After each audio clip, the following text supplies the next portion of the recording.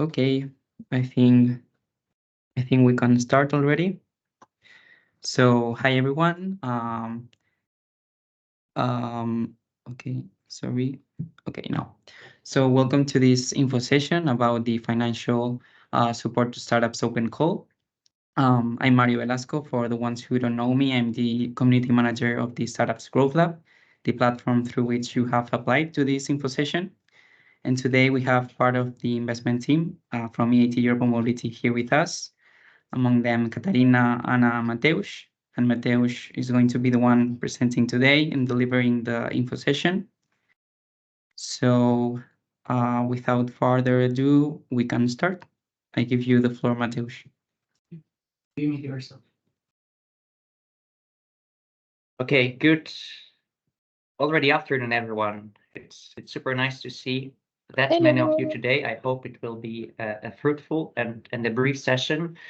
Let me firstly share my screen. Didn't share it yet.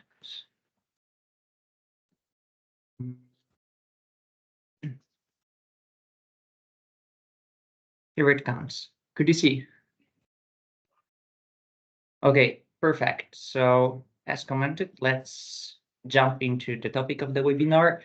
I will encourage you either to wait with the questions until the end or just leave them on the chat. But actually, with the learnings from past 2 years, we, I think, cover all of the topics related to the call. So hopefully, we will answer all the questions that might come in the meantime of this presentation. So today I will be presenting. I'm investment analyst, part of the investment team, and today with me the second part will be presented by Katarina, who is an impact officer. So the first part of this webinar will be more technical and process related. The second one will be related around impact as EIT Urban Mobility, and this is pretty important to highlight, is an impact investor.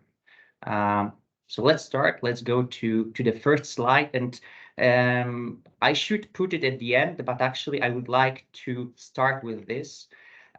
Before applying and before asking any question, please refer to all of the documents that we prepared for you.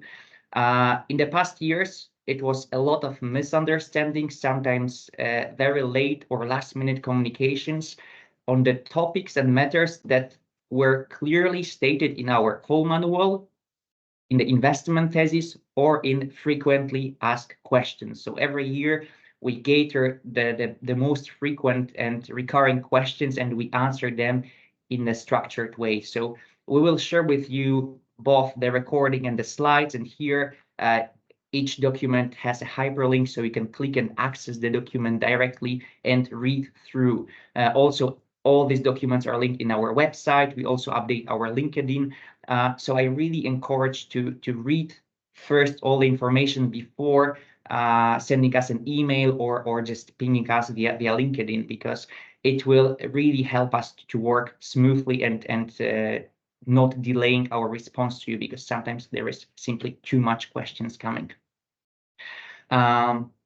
Moving forward, for those of you, I imagine we have some of you which are part of the Growth Lab community since a while. Many of you joined just today or recently. So just to give a brief forward of what EIT Urban Mobility is. So to be brief, it's a public-private partnership which was funded by European Commission and divided into 9 different branches. So each of the branch is dedicated to support a particular vertical. EIT Urban Mobility, as the name stands, supports transportation sector within urban areas. On the slide, you can see 8 more. So if you are on the edge of 2, maybe you are doing something related to energy or health or food as well, in parallel to the transportation, I also encourage you to check the other websites and the other offerings, because each of these organizations is a separate entity offering a different pool of programs and support to entrepreneurs.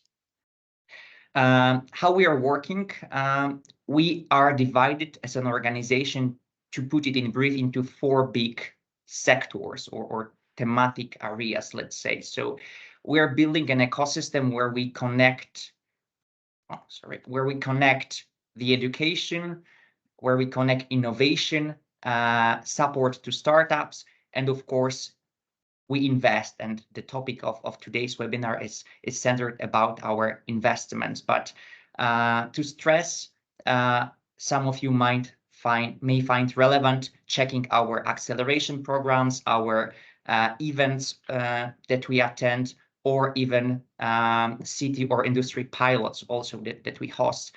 And this call are launched by our other departments. So all the information are on our website. I won't deep dive into it today, but just to let you know, EIT is about building a strong and long-lasting ecosystem of transportation mobility related stakeholders. So within our ecosystem, we have everyone basically, starting with cities, industry players, startups, businesses, SMEs, and so on and so forth. How we support startups, we are covering all the startup journey. So we start very early with even students, as we do have our master school programs. We cooperate with many top universities around Europe. So here is where we get the talent to our pool of initiatives. Later, of course, we support idea holders, and through our programs, we accelerate startups at early stage and at scale-up phase and at growth phase until you reach maturity. We do invest across all stages. So we are pretty keen to invest at early stage startups coming from our acceleration programs, as well as the growth stage startups who are coming from outside, because the call that I will discuss today in detail is an open call, so anyone could apply. On the left side, you see the Growth Lab. The Growth Lab, through which you connect to this webinar, is our community for entrepreneurs and for investors. So, of course, the very important part is not only to provide punctual programs, but also to build an ecosystem where people can exchange their ideas, network, and keep updated about the fast-paced environment of all the events, all the initiatives that are ongoing within our organization, but also on the European landscape. Here, I will leave it just for you for later, as we'll share the slides. But as I mentioned, we have different types of programs where the open call for investments, which is actually here, is just a one pathway, a one avenue that we work with startups. So what is the call about that I would like to discuss with you today? The Startup Investment Open Call, abbreviated as SIOC, is an instrument through which we are investing up to €500,000 euros in European mobility ventures. Here is one but. So the €500,000 sum you will see is actually divided into first check and follow-on investment. So usually we invest in the first check around from 50K to 200K as a first approach, depending on the valuation and on the size of the round.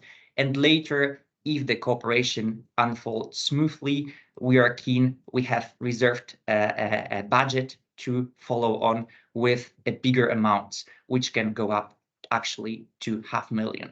So first of all, Startup Investment Open Call is to provide a financial support. Before I even go into maybe the details of the call, eligibility criteria and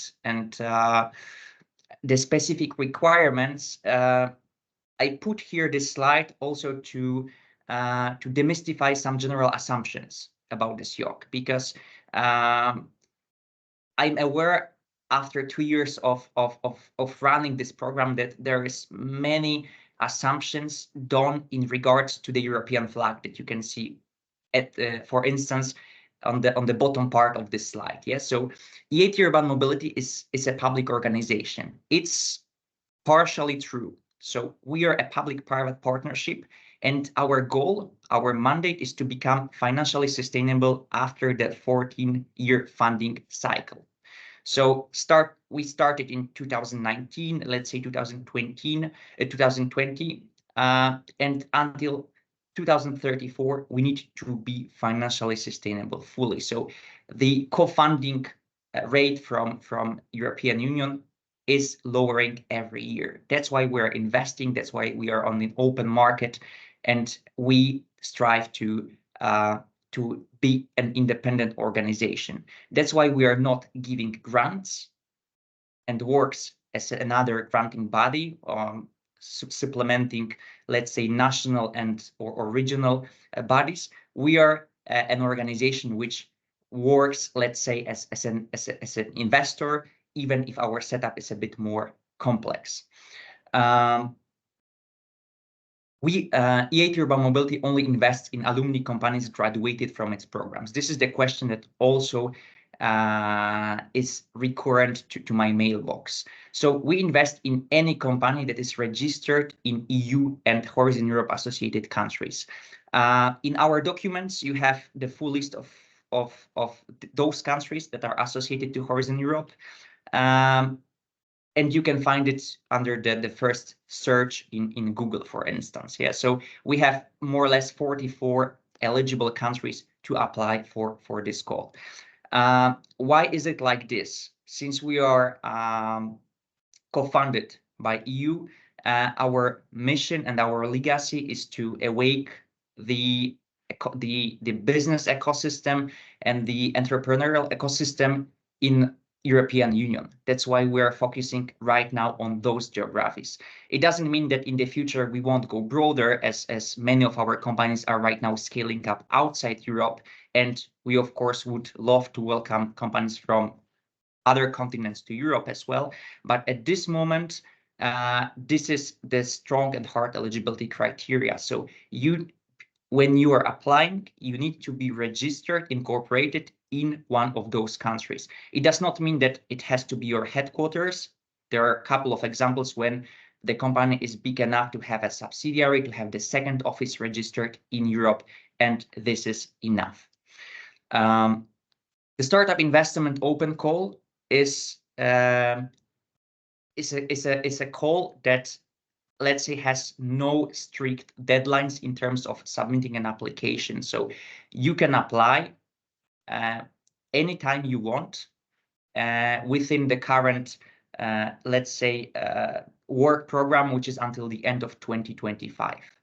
However, how we structure the call is we set up a so-called cutoff dates. So these are the dates after we take all of the applications, we assess them into a transparent process, and we give the feedback to the applicants. And finally, we select top 6 to 10 companies per cutoff date to invest in. So of course, if we receive applications every day, it would be really hard and really messy to assess them on the ongoing basis. That's why this is the approach. I know that there are different challenges associated with this, because probably your fundraising calendar might not fit our deadlines, but there is always a way to discuss, to do a second closing, to do a bridge round, so we can jump.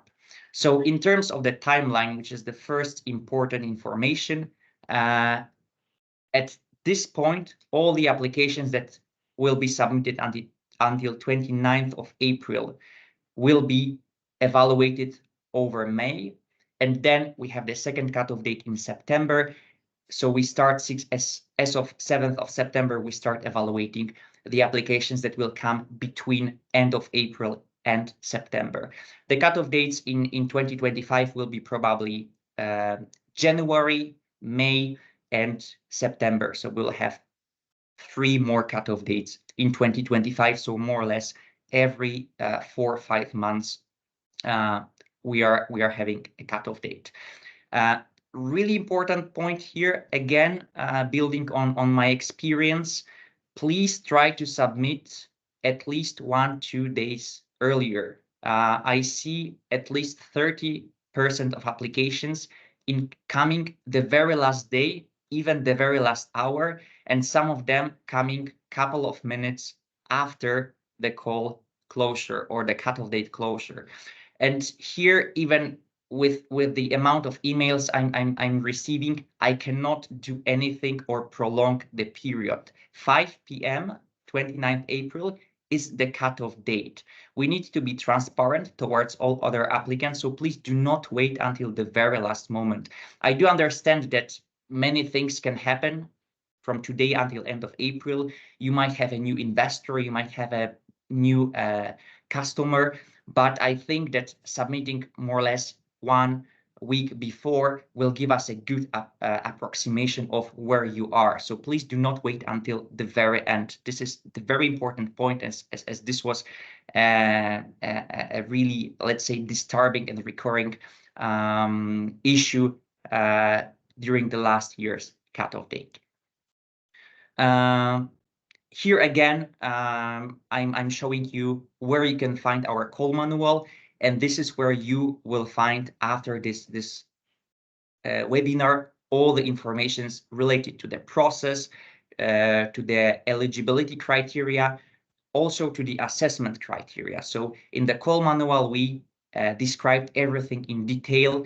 I'm just going today through the general terms, let's say, but everything is transparent. You could access the application form, the questions that we'll be asking, as well as you will see what we will be assessing. So it's not a mystery.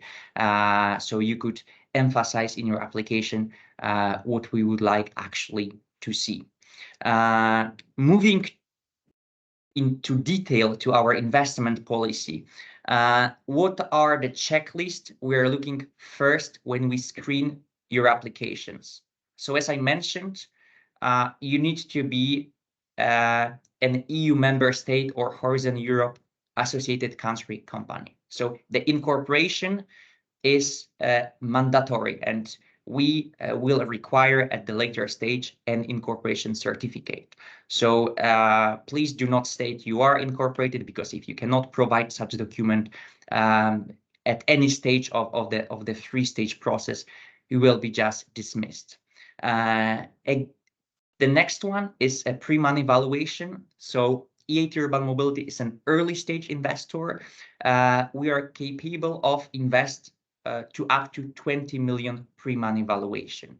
I will later in the one of the next slides show you our investment thesis, but of course this point is connected to the size of our ticket, to our mandate as European investor, and to the stage we're focused on.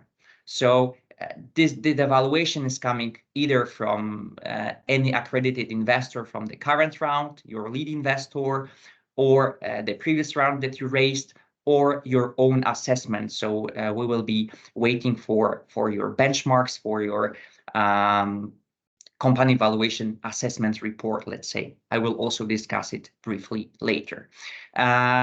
Connected to the size, less than 100 FTEs on payroll. Again, this we cannot discuss. So after or beyond this size, you are probably already in the growth phase.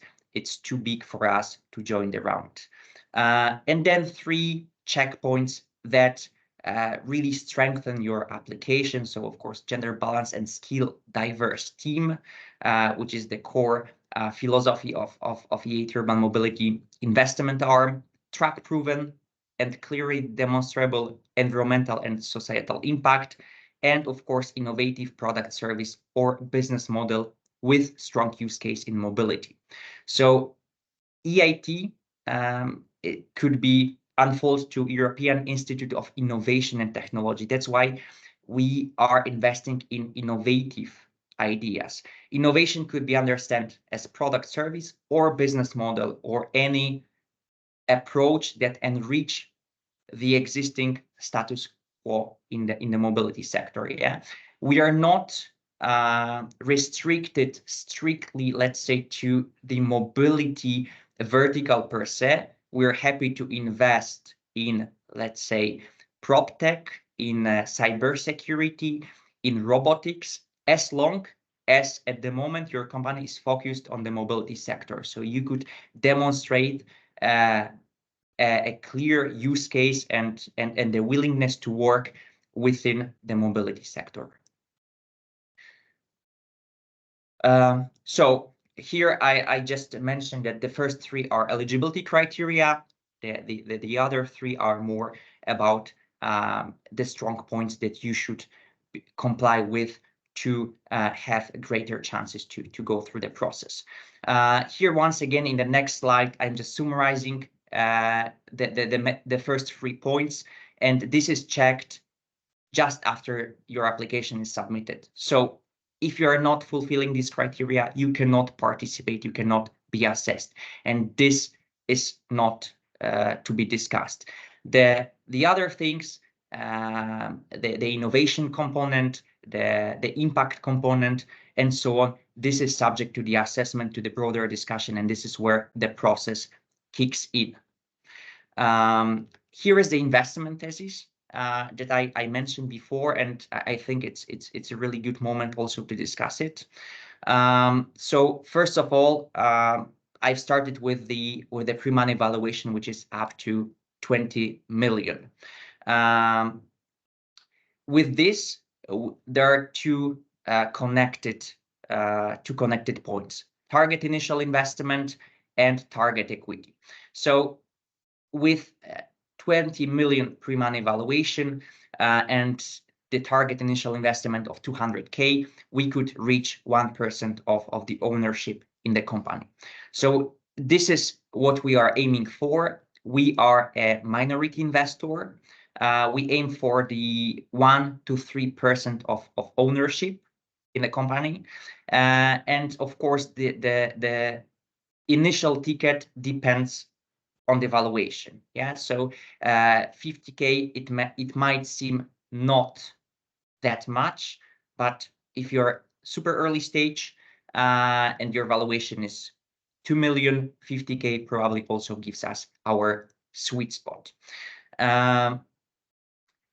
Connected to this, I think I have it in the next slides, but as an early investor, as a minority investor, we are not leading the rounds.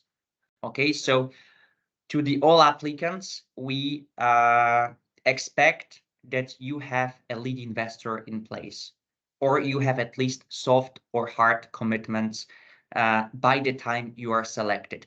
It does not mean that we require them today, because if you apply today until the end of April or even May, where we assess the applications, many things can change. I mean, the dialogue, the negotiations are happening, are ongoing.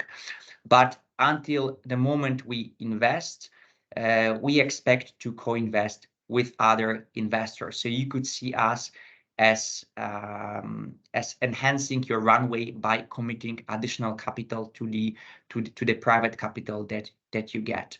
So we usually adhere to the round parameters. We do not question the terms and conditions set by the lead investor. With this, we are also not the biggest cash contributor to the rounds. So if you have a lead investor that is willing to give you 150K euros, the highest ticket from our side could be 150K.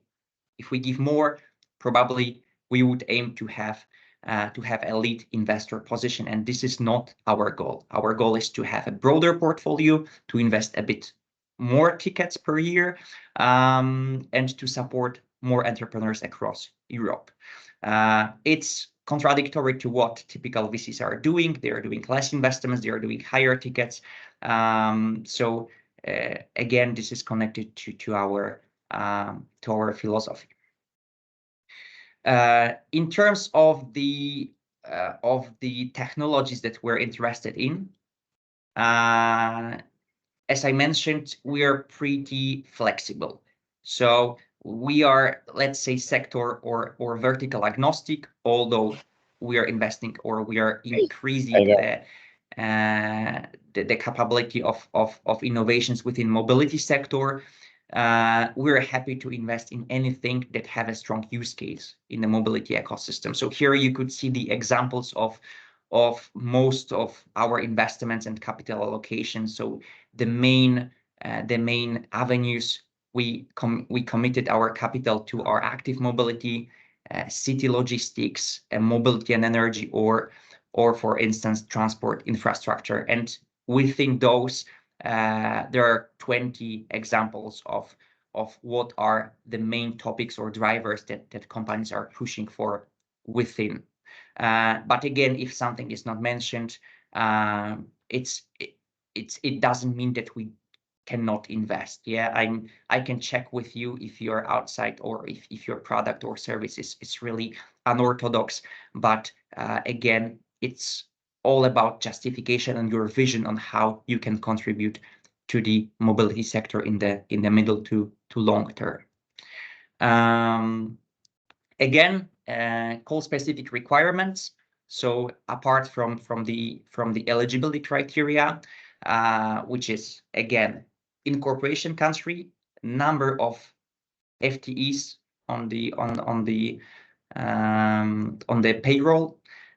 We have two more, which is co-investors and well-structured cap table reflecting your strategy and retaining talent and know-how. These additional two, they are not linked to kick-out criteria. So of course, if you submit application, you are incorporated in EU, you have less than 100 FTEs, you will be assessed.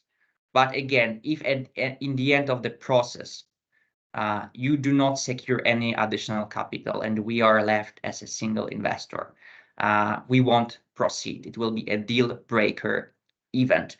As well as if we see that the cap table is not really aligned with our vision, it will be a deal breaker event. Why I've added this slide to the presentation, because we faced a couple of deal breakers in the past years, mainly due to the two above points. So if you think that at this point you won't be raising the round, you won't be talking to other investors, or if your cap table really needs some improvements, I will advise you to not maybe dedicate much of your time now, maybe to apply a bit later. And what I mean here with well-structured cap table. So many times we see that all the equity, for instance, is owned by one founder. It's okay as long as, for instance, there is an ESOP. So the incentive for top talent, co-founders and employees to stay in the company, or there is any reasoning and any plan that we are informed about how you are aiming to incentivize your co-founders, your top talents to stay within the company. I think that the purpose of many startups and many people working on projects is to have a strong motivation to stay within the company, even if the times might be challenging. In early stage, the team is the thing actually investors invest in. If there is no motivation for employees to stay, probably investor will be risk averse. The other, let's say, case study that I experienced a couple of times is that more than half of the shares are already owned by external investors. So in early stage, it's pretty rare to see that the co-founding team does not have control over its own company.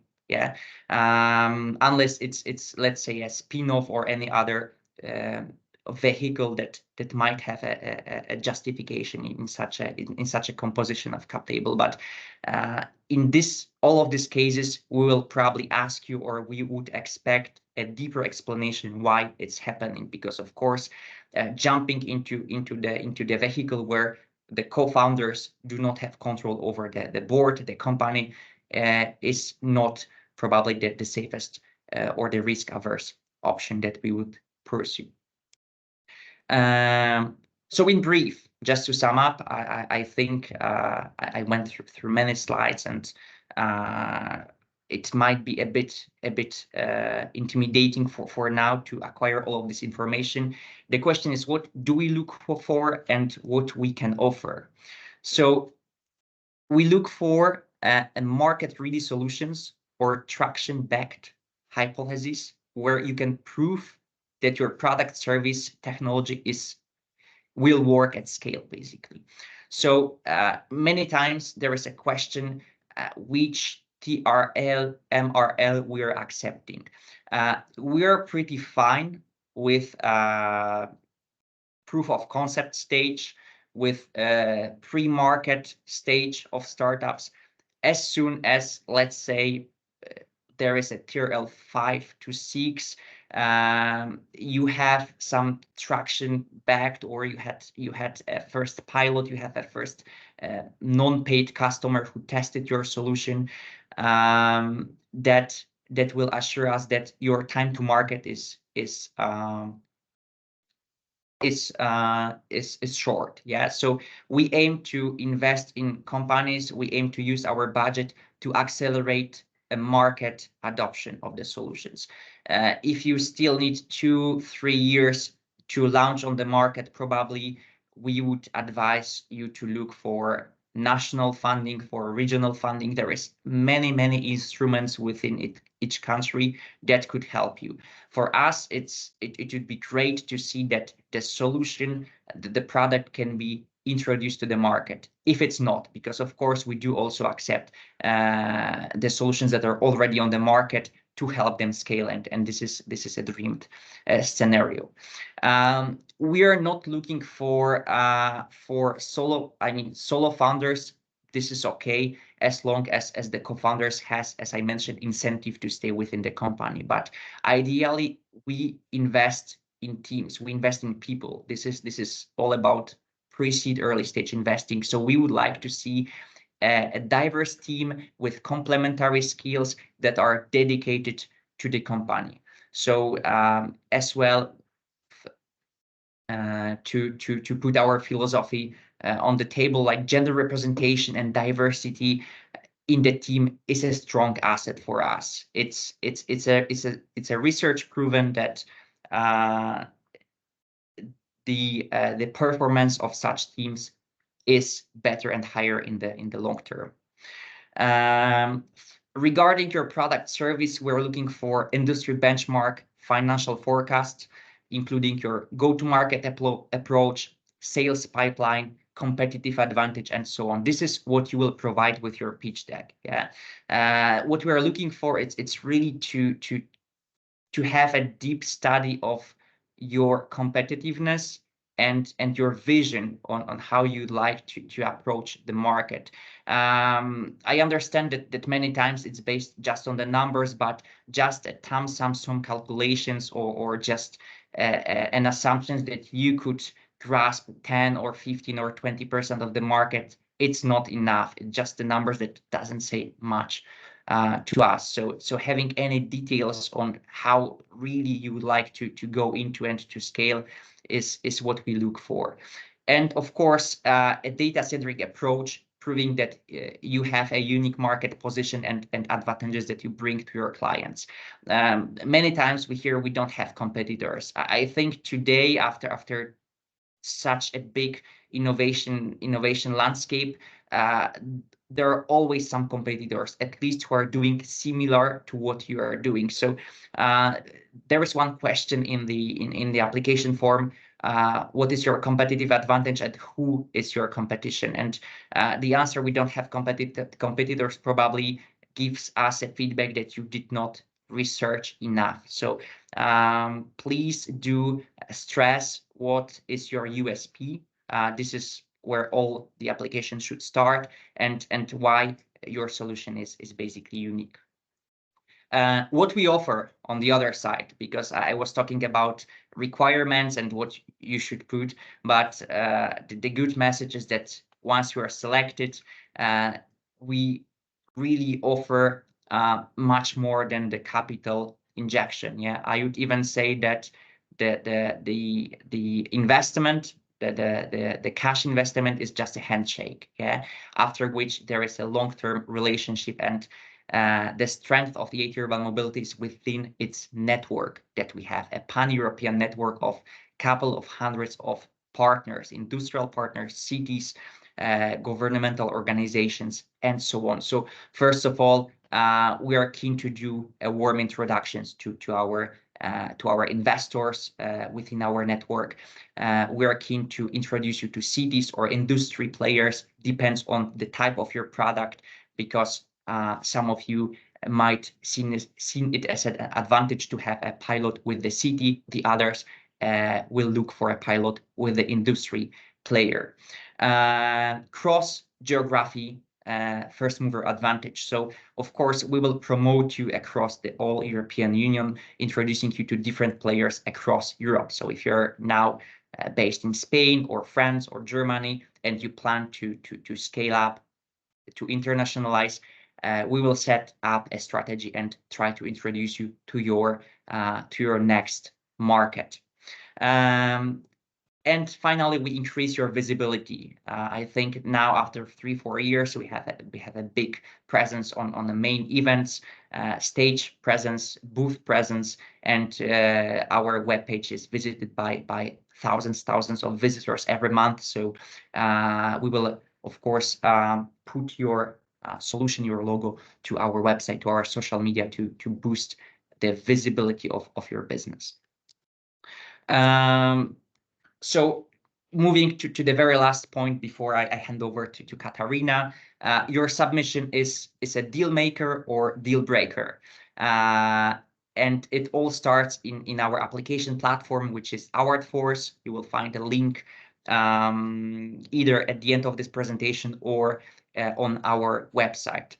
So very important thing, again, building on the experience, only a complete submission containing all requested information is eligible. Okay, it's really important, because many times, so all the fields, all the questions are mandatory, but sometimes you put there a blank space, and this enables submission. Or if it comes to the attachment, let's say if we ask about financial analysis or incorporation certificate, you submit your pitch deck a couple of times. So there are 3 attachments we require, and we get 3 times the same attachment. I can understand that it's in some cases it might be a mistake, and we will give you an additional 2-3 days to correct the mistake. But if the information is wrong on purpose, of course you will be dismissed from the application process. So please study call manual and all the supporting files, and identify first your fit to the call, and then read carefully questions and follow the help text to provide straight to the point answers. So this year, each question on the platform has a help text. So what we require, what we want to see, and if there is an attachment, for some attachments, we have a template. So of course, later to compare all the companies in a transparent and equal way, we have a template. So if we ask for 1 pager, we don't look at let's say the visual side of the of your 1 pagers. Each of you has a different 1 pager. We provide a template. You fill in the information, and all the evaluators are looking for is the content of this 1 pager. It's the content of the template, not a visual side. This is why we provide templates. It's not to make your life harder. It's just to be as to avoid biases to the great extent, yeah, to the most possible extent. Here I won't discuss this in detail. I provided, since we will share the slides, but here are a couple of examples of good and bad practices. Yeah, so be attentive to the questions, provide with insights, not website copy pastes. A lot of text is actually a text which is taken from your website. We don't want to see marketing stuff in the application form. We want to see insights. The same applies to the use, of course, of artificial intelligence. Yeah, I know that this year the application process will be revamped because of the chat GPT, but submitting a 10-line explanation which is just well written but doesn't contain any information is not sufficient. The last thing is about double check the metrics you provide against typos. Current fundraising round value. Many times we are getting single numbers, 2, 4, 5. So you see in the brackets, it's in euros. It's not in million of euros, it's in euros. So if you raise 2 million, please provide 6 zeros, because if you provide 2, the evaluator will probably score very low because this information is not relevant. The same applies to the number of employees, to your current valuation, and so on and so forth. So I think there are 6 or 7 questions with numeric values. Please really review the content of these fields, because then if you score low, you will reach out to us saying why, and we cannot do much. I cannot do much on my side if this is this kind of typo. I don't have time to proofread 200, 250 applications that are coming to our platform each cutoff date. And the same, be honest. The application lets us understand your situation. So sometimes you have struggles, you have challenges. That's why you need an investment, and we really value to have this knowledge in advance, not in the last stage of the evaluation, because here we could maybe help you not with the cash investment, but maybe in the other way. Again, on our website, under the investment tab, you will find all of these documents. You just need to click. These are the hyperlinks. You just need to click on the button. This is the same. These are the same attachments that are on the first slide of this slide deck. And I really again highlight the importance of reading all of this before starting the application. Now handing over to Katarina. Sorry for being a bit over time, but I hope I made my best in equipping you with information. Katarina. Hello, everyone. Thank you, Mateus. I hope you're still all awake. Mateus, I'll ask you just to We also... cannot hear you. You cannot hear me? And now? I can hear you. I can Can hear you you. hear me? Also hear. I can hear. Okay, I can hear you too. good. Okay, so It's if you're not... okay. It's okay, good. If you cannot hear me, let me know again. So I was saying that, yeah, Mateus, please skip the slides for me. Yeah, so I'm Catarina Andres. I'm the impact officer from EIT Urban Mobility and part of the investment team. And today I'll just give you a bit of a sneak peek into what we mean by impact and what we are looking for in your applications. So first of all, as Mateus already mentioned in the beginning, EIT Urban Mobility is an impact investor. So basically, we do investments not only to receive financial return, of course, but also to make a positive contribution in the society and the environment. And because of that, the impact is embedded in our investment process, and that's what we will discuss a bit now.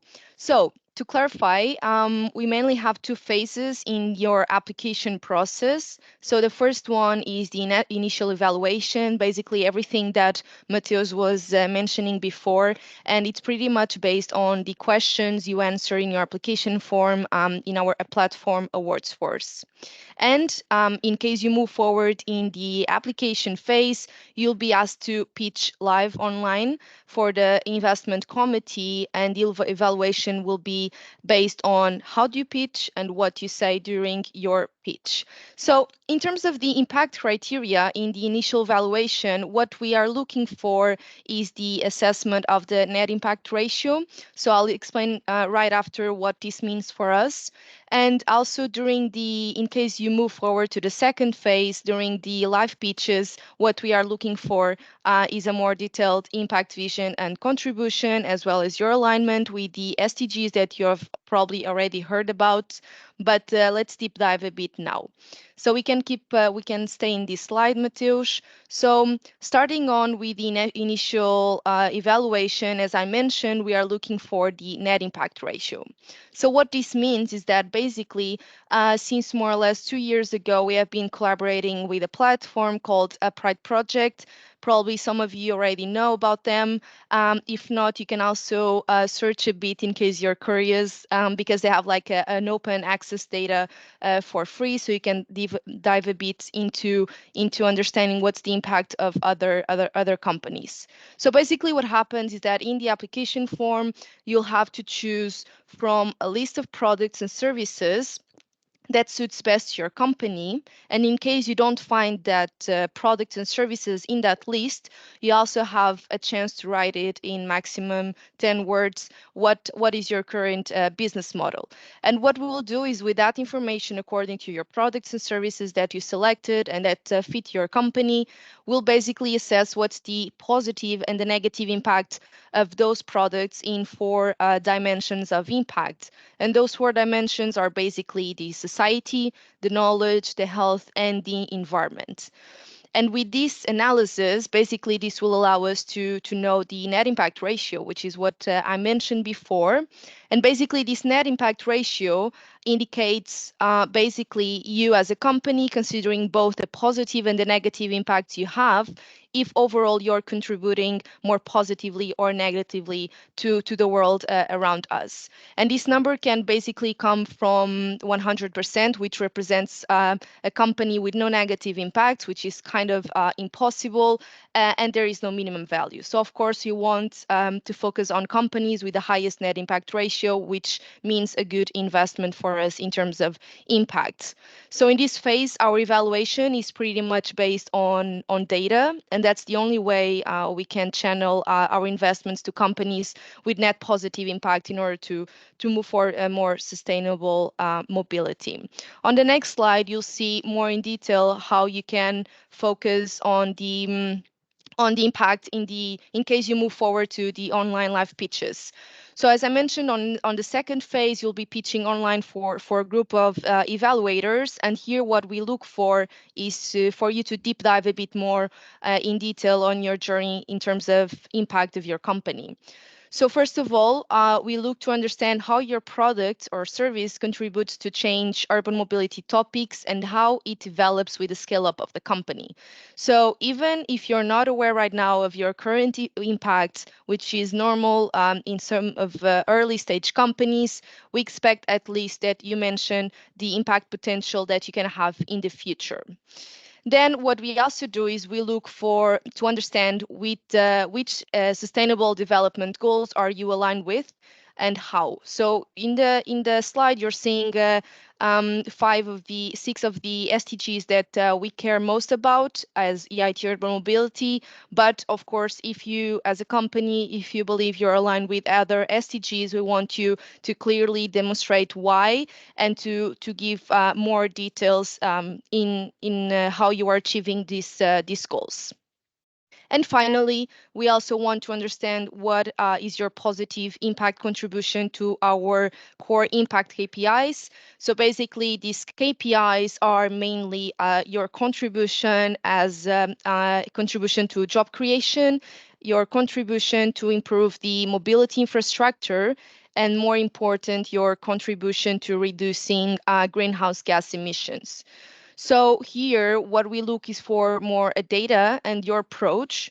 Ideally, you should show, for example, what's the amount of emissions you can save with your solution, or what's the amount of energy, or how many jobs you expect to have with your company in the future, and this kind of data. But again, in case you don't have this data available yet, we look forward to know your commitment to doing so and how you can support in the future these main KPIs. So here during your live pitch, the idea is that this is the opportunity for you to dive a bit more in detail on how you see your impact. And in case you didn't do so, I suggest you have a bit of insight and you have a look on, for example, the SDGs, etc.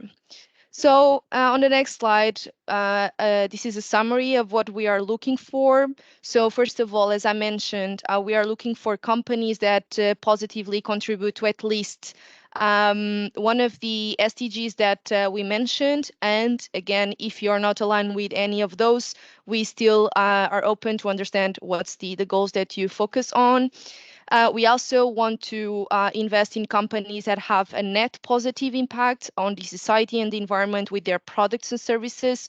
So we are not looking to see if you are, for example, a sustainable business, if you have, I don't know, solar panels in your buildings and this kind of thing. We really want to see what's the impact of your business model, of your products and services. And we also want to, again, focus on companies that have a clear impact vision and contribution with clear metrics demonstrated. Again, if you are still very, very early stage, we are not expecting you to have clear metrics and that you assess your impact, but at least that you have a vision of what this will look like in the future.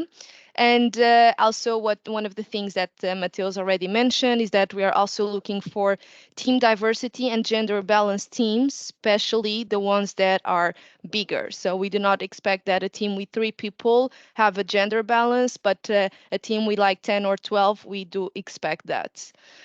On the next slide, just to finalize, I wanted just to highlight the importance of looking for the impact of your company and not only on the financial side, as more and more investors are requesting this kind of impact data when deciding their investments. And here is basically a small study done by Morgan Stanley to different types of investors, where you can see that basically the answers were that around 84% of the investors are pursuing or considering pursuing impact in their investment process. 60% of those began doing so in the last 4 years, and more or less 80% also seek to align with the SDGs. So with this study, it's of course just a demonstration, but it's clear that the impact is becoming also a priority to different type of investors. Either they are business angels, VCs, institutional investors, etc. So also if you join our portfolio companies, we'll also support you on this journey of impact. We also provide you with a service which is assessing more in detail the impact of your company, so you can use this kind of impact reports to also discuss with other potential investors. I think this was a brief in terms of the impact. Feel free to put your questions in the chat, and in the meantime, I'll also pass again the word to Mateus.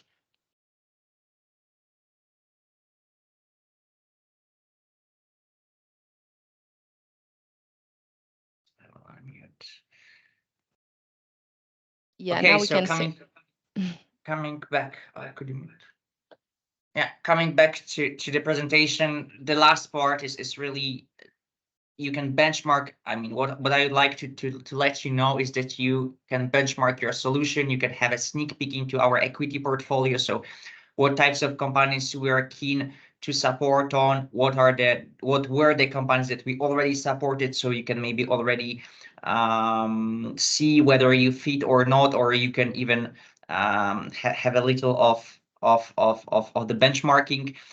While when accessing to our website, there is a tab titled as equity portfolio, and there you could find our 129 ventures. that we invested in over the last almost 4 years of our different activities. This being said, we have 29 countries represented. We have right now at 34% of female adventurers, which is way above the industry standard.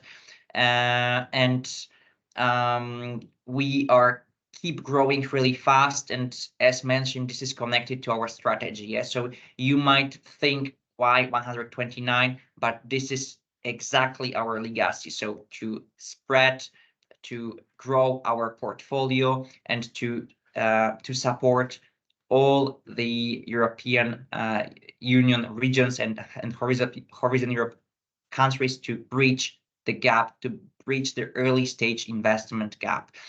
This is why we're unique. We have a big network behind us, network of partners, cities, industry players.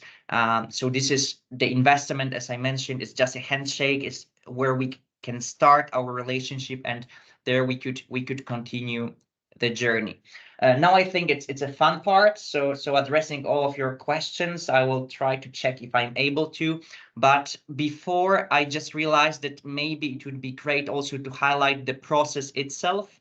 As I mentioned, it's described in the documents, but to briefly comment how it looks in terms of the timeline. So the first, the first cutoff date is 29th of April. The second is 6th of September. What you can expect later on, because Katarina also mentioned the live pitching session. I was telling you about 3-stage process. So let's quickly have a sneak peek into it. After each cutoff date, we take all of the applications together, we assign them to internal and external evaluators. This is really important. So we do have a pool of external experts coming from different backgrounds. So depending on the type of your solution, depending on your sector, your solution is assessed by an expert in your domain. So it's not me assessing everything from cybersecurity to micromobility. I do not have that extensive knowledge and that much time to study, although I wish to. So your applications are assigned to experts. In the first stage, it's about 2-3 weeks that we need to assess all the evaluations. We're at the same time, we're producing an evaluation report. So at the end of, after 3-4 weeks, you are not only receiving yes, no, but you also receive a document, which is, you can see it as a feedback. Of course, depends on the application. We can provide you a feedback report with the information that we've been able to read. So sometimes you can tell us, wait, but I already check this point.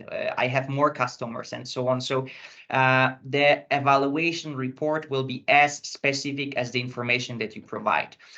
So this is also the other incentive to provide us with honest information about your company, because then we can actually try to help you with our expertise. So this you will receive at the end of the first stage. So after, let's say, 4 weeks, because the first weeks we need to check the eligibility of your application. Then we have a 3-week of more or less the first stage evaluations. After 4 weeks, we inform all of you about the second stage eligibility. So 20 applications or 24 actually will get into the second stage, which is live pitching session. So in this stage, you are pitching in front of 5 judges. You have 7 minutes for pitch, and then there is a 15-minute Q&A session. Why 24? We are organizing it in 2 different pitching panels. One is aimed at companies coming from, let's say, Western Europe countries. The other panel of 12 is, the other batch of 12 is assigned to Central Eastern Europe and let's say the rising economies. So the big thing, the big project of European Commission is to support, is to bridge the gap between different countries and ecosystems. So it's called Regional Innovation Scheme.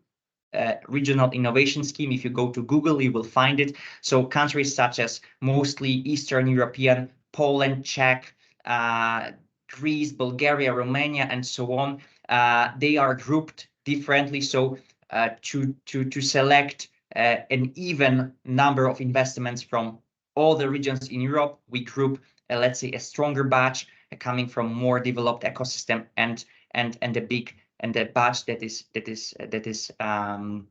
trying to catch up with the developed ecosystems. And the second stage goes in the same fashion as the first stage. We produce an evaluation report. So those of you who are qualified to the second stage, you will get another report, the second report, this time based on your pitching session. Yeah, so the feedback regarding your pitching session, regarding the content of your pitching session, and able to address the questions that you get from the judges. And from this, there is a third stage of evaluation. So from all of the pitching companies, our investment principal, our director are double checking the first two stages and are giving an approval to top 4 to 6 companies per each batch. So we could invest actually 3 to 5 companies per each batch. So we are investing between 6 to 10 companies per cutoff date. It might seem a bit complex, so that's why I will recommend you to go to our documents.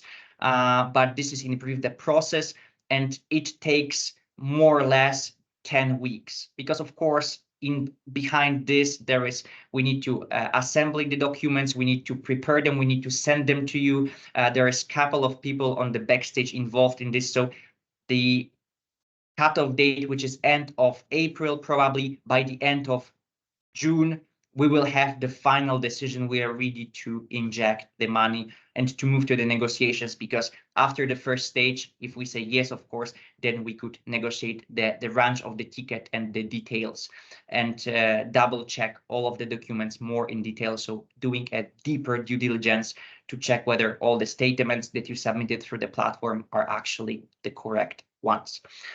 So let's go first to the questions that are on the chat, and maybe then you can raise your hands if you have any more.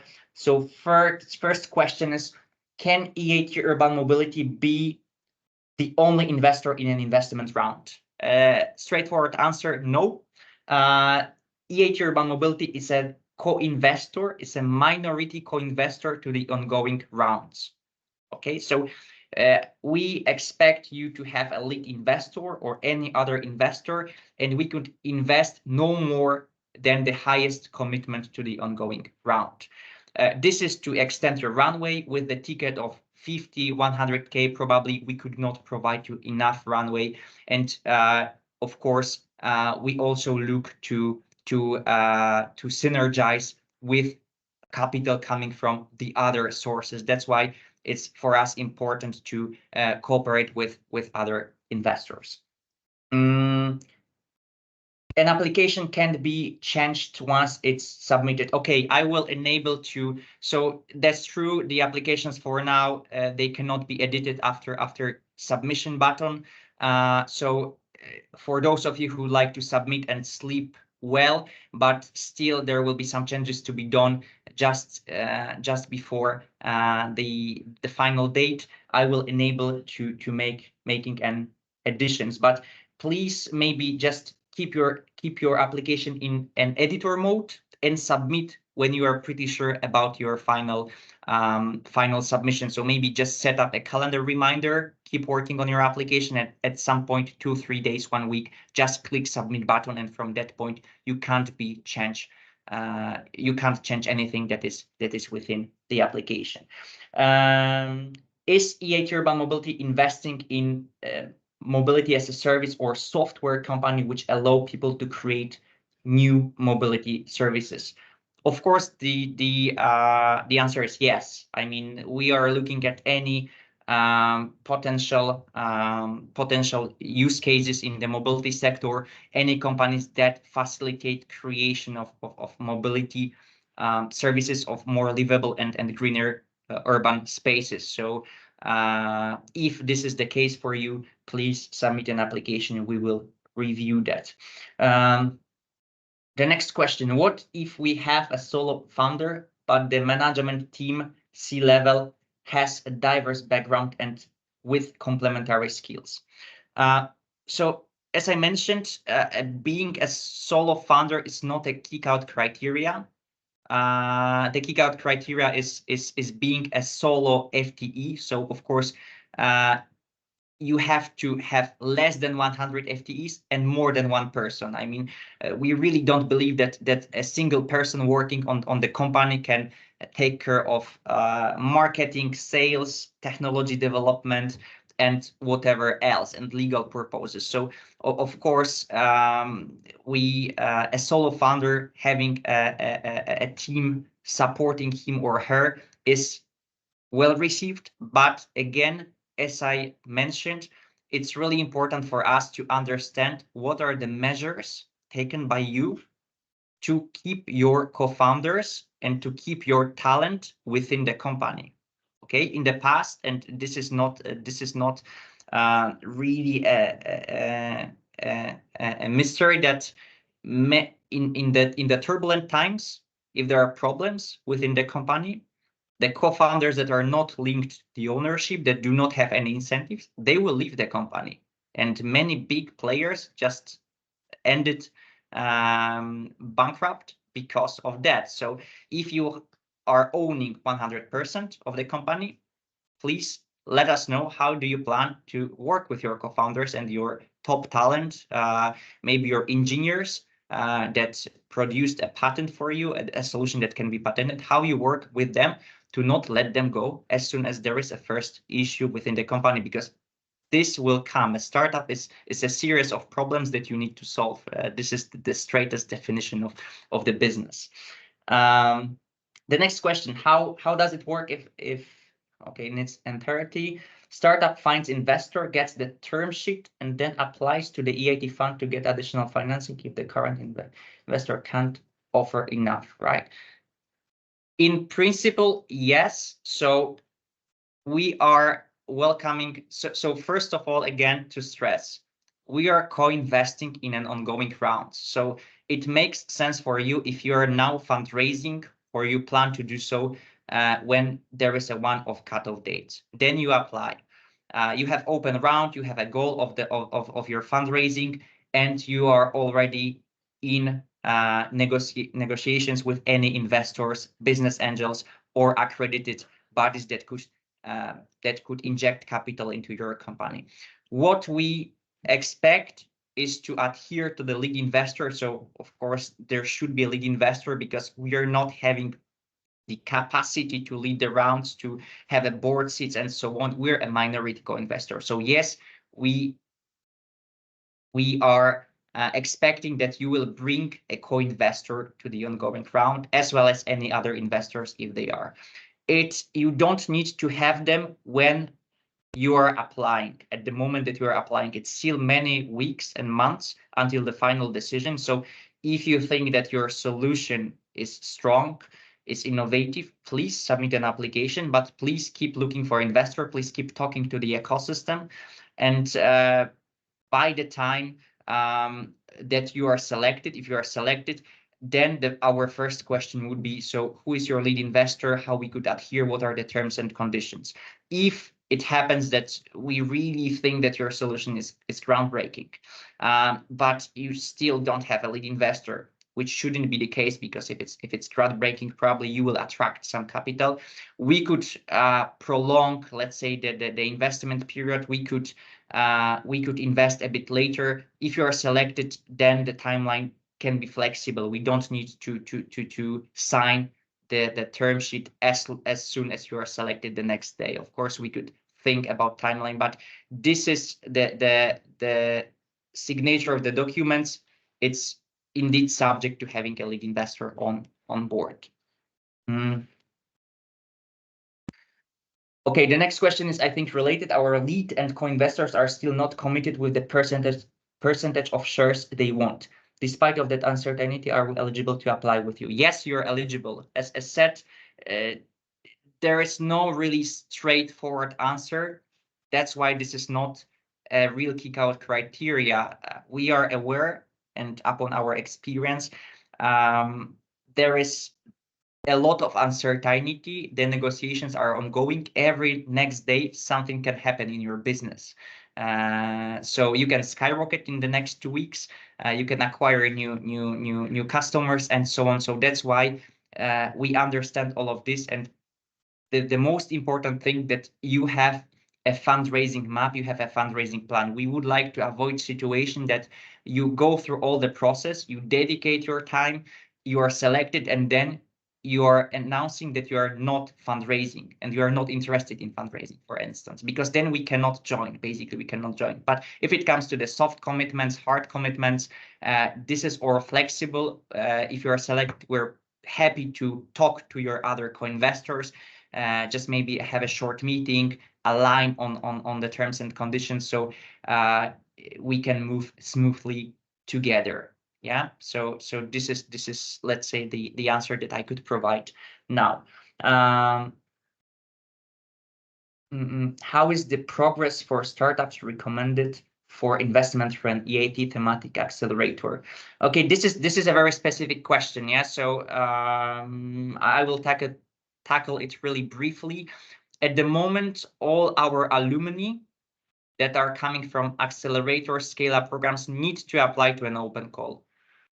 We are aware of your recommendation, but you are subject to the standard open and transparent process. We are talking right now with, let's say, legal department of EIT to have a fast track implemented, but since we are still subject to the reporting to the European Commission, we could not implement this fast track without prior approval from EIT House in Budapest. Okay, so at the moment, as I mentioned, we are happy to invest in our alumni companies. We really praise those collaborations because actually participating to our programs let us meet the teams, let us chat with teams over 6 months and have a more depth overview of your products. But at the moment, we could not take it one by one decision. So to all alumni attending today, you still need to apply to an open call. You still need to go through the competitive process. If anything changes with the negotiations with EIT, with Brussels, then we probably inform you and we could start a different, let's say, path of our investment branch, and we could be more flexible with our commitments.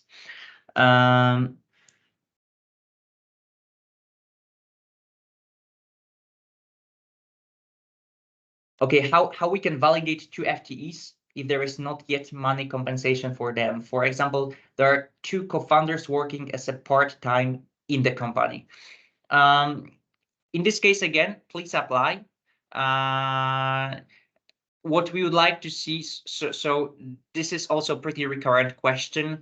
I was using maybe the term FTE, okay, during my presentation, but what we would like to see and what is the most important fact is that we would like to be assured that there are more people working on the project. The most important thing is that there is no single person behind the project. Yeah, so there are more people. Sometimes I know that some parts of the project, like marketing, like technology development or software development, are outsourced. So these people cannot be seen as FTEs. But if you have, in your case, 4 people working even part-time at this moment, we would like to understand what each person is doing, what is her or his time commitment, and what is the way forward. Do you plan to keep it as your second job? Do you plan to move full-time to the company? Because of course, at some point, developing the startup, there is a question. If it's a serious project, you probably should work on this full-time. But of course, the money compensation is a very common problem, and at most of our or many of our applicants have their employees or people working on the solution who are also dedicated part-time. So in this case also, please feel free to apply, provide us a bit of more background of what this person is bringing to the project and what is the expected scenario in the 6, 12, 18 months in case you secure a funding. Will you be keen to work full-time on the startup? Will you keep it just as a second project? Then it will help us to decide also on the risk-averse side of our commitments. Oh, many questions are coming. Yes, if you need to leave, please feel free. So I will keep answering the questions, and we will be a bit over time. Okay, the next one. Okay, the question about the tourist solution, I won't read it because it's a bit of more description, but in general, please apply. As I mentioned, anything that is related to mobility within the cities. Just, I know that you will be now providing the descriptions of your startups. If you believe that you improve the mobility, the flow of the people, the goods, or people and goods at the same time, apply and let us assess this. So the answer, the straightforward answer is yes. Suggestion.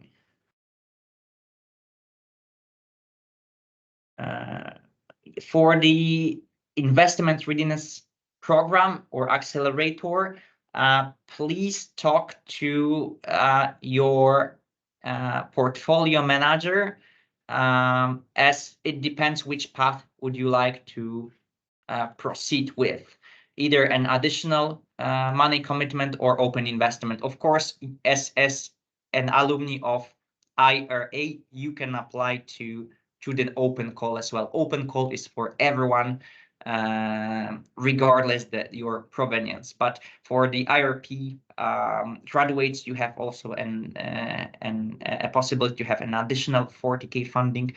This is subject to your discussion with program manager. So this is just the answer directly to those of you who are part of IRP.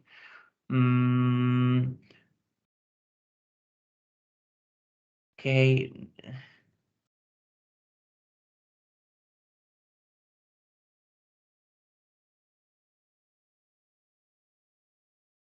And then the next question is about pre-money valuation up to 20 million. So what does it mean, a pre-money valuation of 20 millions? And what is the amount, or what is the percentage that we take as an investor? No, it won't be linked to 3%, 4%, or 5%. So first of all, our sweet spot is between 1 and 5%. Yeah. And this sweet spot between 1 and 5, it depends on the size of the ticket we agree and on your valuation. So 100,000 from 10 million is 1%, 100,000 from 5 million is 2%. So anything that is between those ranges, 1 and 5%. How we define the ticket size? It depends on the size of the round, on the other commitments from lead investor, and on our capabilities, yeah, on our budget. What does it mean, a pre-money valuation? So it means your valuation setup in the previous round by accredited investors. So if you already fundraised, you have a valuation, because the percentage that your investor owns must be based on something. It's 1%, 2% of the amount your company is valued at, or the benchmark. So we're asking for a proof of valuation in the application form. So for those of you who fundraised, it's pretty straightforward. You just submit the proof or the documents which were signed with the previous investors. If you're pre-seed or pre-market, let's say startup, we provide you with a couple of methodologies so that you can assess yourself more or less the valuation of your startup. Some of you outsource the valuation to the third parties. So then you can have the benchmarking pretty accurate. But what we are looking for is to understand how also you assess as an early stage startup, how you assess your company, how you think your valuation is evolving. This is also this question is linked to the lead investor. Yeah. So when you have lead investor, it's the body, it's the stakeholder that is setting up your valuation. So usually the lead investor is the partner that you agree your valuation in, and this is where EIT Urban Mobility comes in. So we just adhere to the terms and conditions set with a lead investor. The last question I will take, because we're really over time. Can you speak a bit more about balanced teams? We have 2 male co-founders and a mix of male and female employees. What is important for EIT, please, so we can work towards this? I mean, balance. So first of all, I mean, we talk about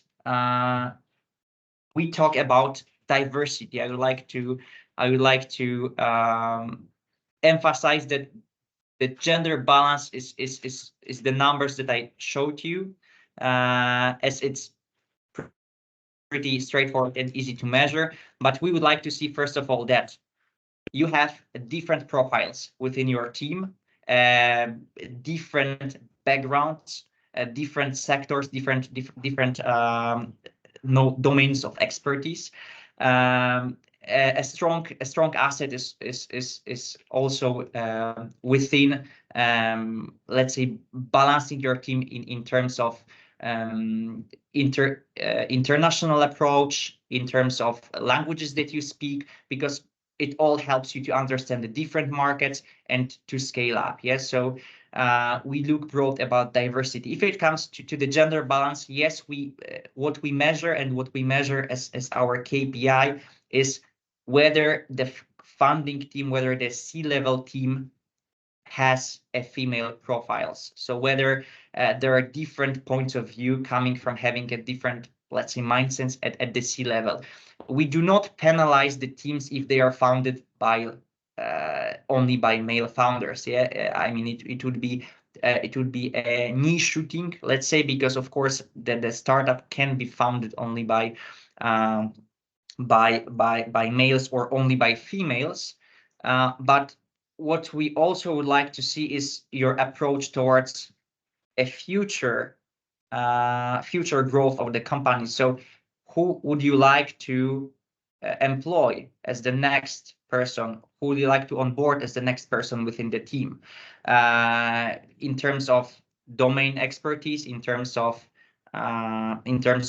gender. Yeah. So if we have also all female team, maybe it's worth to have also a male point of view. If you have only engineers, maybe it's worth to have someone who is knowledgeable about sales or about raising funds. Yeah. So we assess both things. We assess reality as of today, but in terms of early stage startups, of course, there are different constraints that you have, but also we assess the journey towards tomorrow. And what we are working with our startups is how you plan to land in 2-3 years in terms of your team growth, in terms of your skills, and so on. So it does not mean that all of the startups that we invested were very balanced from the very first day, but the ability and the willingness to take this journey with us is also important. So this is in brief what we look at, and I think Katarina provided an overview why we look at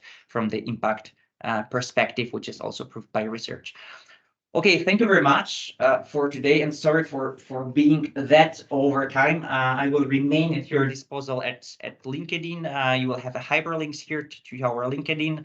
Katarina will be your go-to person if it comes to anything about impact, because as of course impact investor, for us it's really important to understand what is your vision and what is your contribution to the environment, to the society, and to the health.